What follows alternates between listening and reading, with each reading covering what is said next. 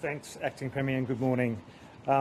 So as the Acting Premier said, we had 0 new locally acquired cases this morning, which is terrific news, and 2 in hotel quarantine, 51 active cases in the state. Only 24 of them are local now.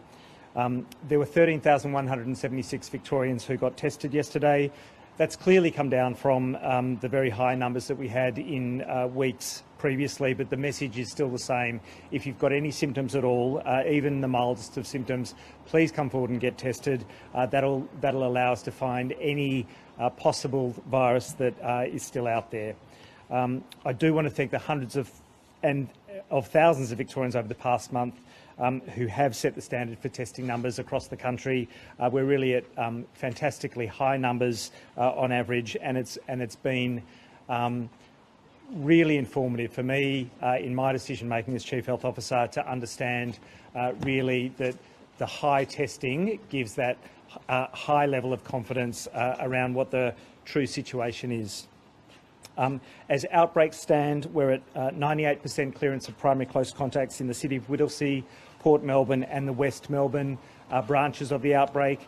They're stabilising, but we're not all clear yet, and a strong public health response continues, particularly in South Bank in the townhouses, and Jerome spoke about our work at that site yesterday. We're testing residents in the higher risk townhouses of the complex every 2 days, and one of yesterday's cases was one of those individuals who was in quarantine there. And we're doing a round of testing of residents in the lower risk townhouses, and those results should be through the course of today. From all reports, the Kings Park residents are genuinely committed to doing the right thing, working with our teams to protect the state as well as their households across those townhouses.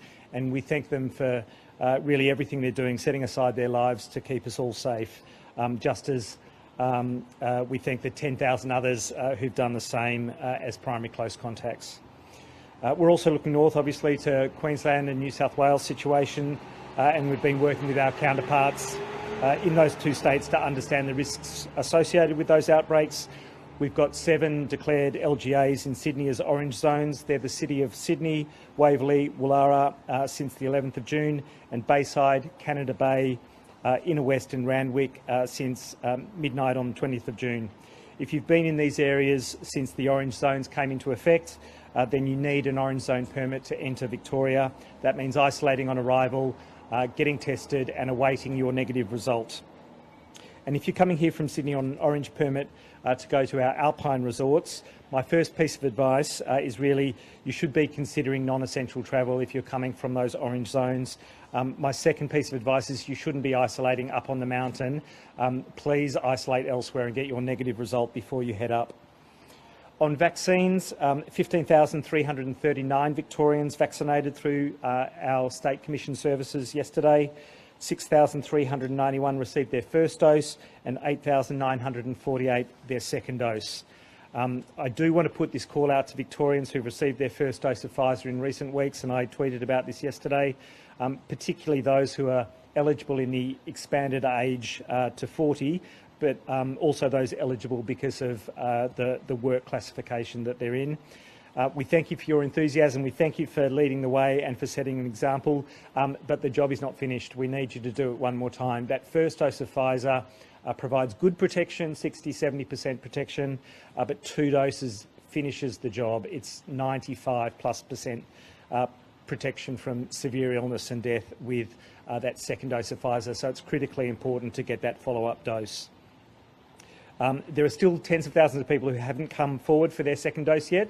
It can happen between that 3 and 6 week period after the first dose for Pfizer, so there's still time to book, and please do.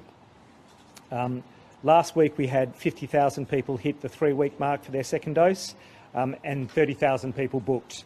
This week we've got about 95,000 first dose Pfizer recipients who will be hitting that 3-week mark, and around 50,000 bookings in the system as of yesterday.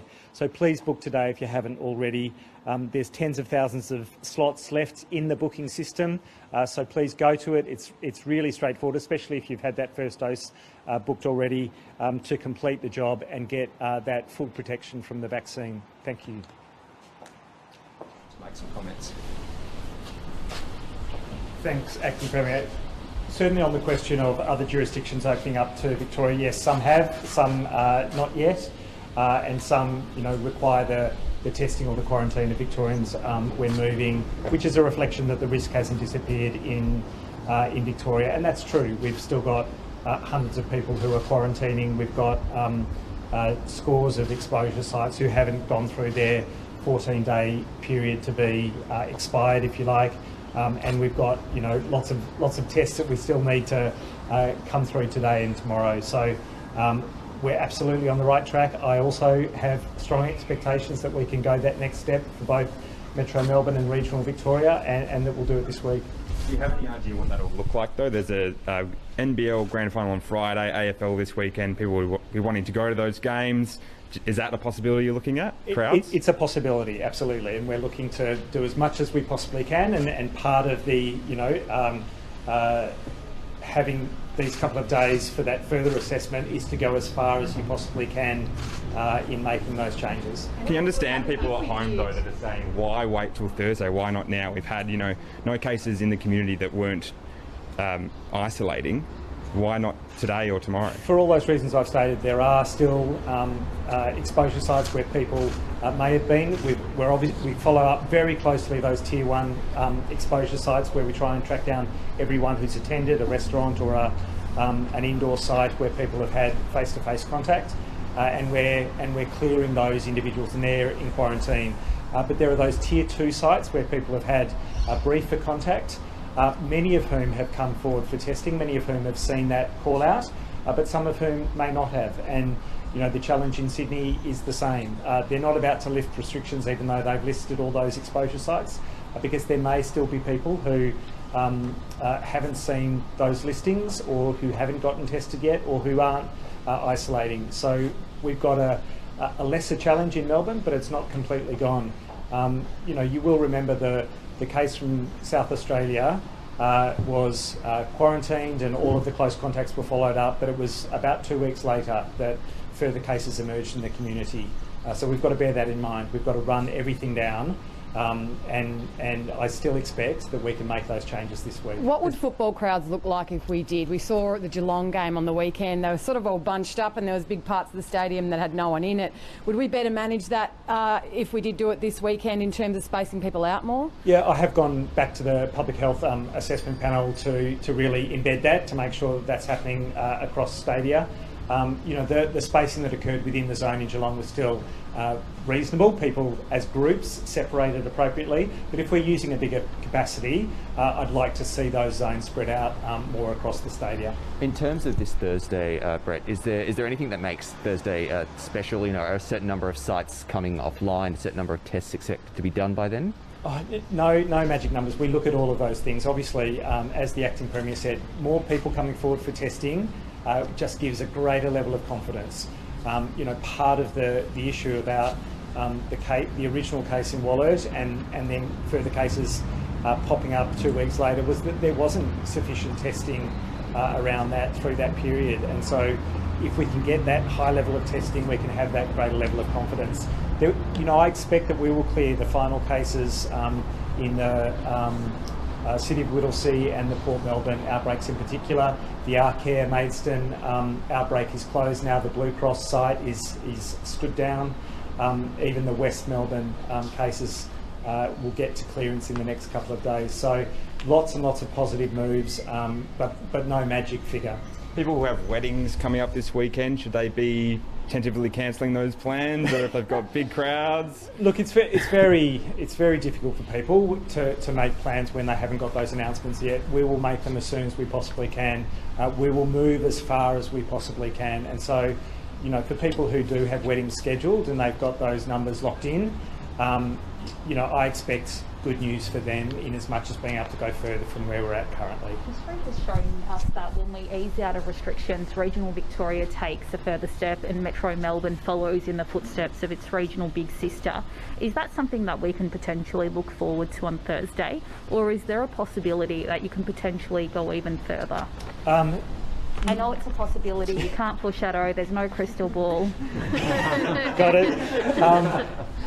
So yes, both regional Victoria will move, Metro Melbourne will move. There'll be less of a difference between them because they're moving more substantially. So there will probably still be differences. And in the public events assessments, the assessment of a public event taking place way out in regional Victoria that's attended just by regional Victorians or overwhelmingly by regional Victorians will have a different risk assessment by the public events framework and the panel that assesses that. So there'll still be some differences, but there'll be less as time goes by. You mentioned second doses, that you want people to come forward. Are you seeing people aren't booking in for their second doses and they're missing that time frame, or are you just concerned that they're not getting through to be able to book? What's happening there? Yeah, I don't think people have missed the time frame yet, but I'm really keen to make sure they lock it in. So, when people are coming up to their 3-week due date, if you like, for Pfizer, we want to see as many bookings as we had those first doses given out. We haven't seen that at the moment. It's about half of what we would expect. It may be that some people have other commitments or elsewhere and can't do it at the 3-week mark, and maybe they're going to do it at the 4-week mark. But we really would like as many people to book in. It gives us the assurance that those people are going to get that second dose, and we know how critically important it is to finish that course. Question back in Premier. In terms of That's the first I've heard. They'll obviously be discussed in detail at HPPC, and we'll get further information about the exact nature of those. We assess it every day. I'll assess it today as for any day. Taking everyone who books their first dose in for their second dose at the same time to maybe alleviate some of those issues you were talking about. Why isn't that being done? Sorry. Booking everyone who books their first dose and then book your second dose at the same time. Would that alleviate some of the issues you were talking about? Yeah, look, I think that's happening now as much as possible. So people who book online will have that opportunity to book their second dose.